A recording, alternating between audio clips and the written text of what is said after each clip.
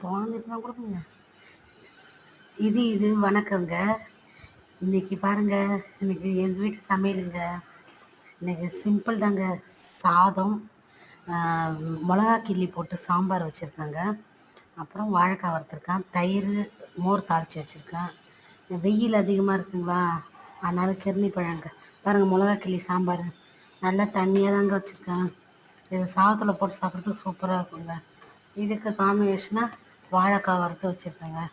அவ்வளோதாங்க இன்றைக்கி. ரொம்ப சிம்பிள். சாப்பிடும் போது அப்பளம் வறுத்துக்குவாங்க கூட. அவ்வளோதாங்க இன்றைக்கி. இந்த இப்போ அடுப்பாங்கல்ல நிற்க முடியல, வெயில் அதிகமாக இருக்குது. மோர் தாளித்து வச்சுருக்கேன்.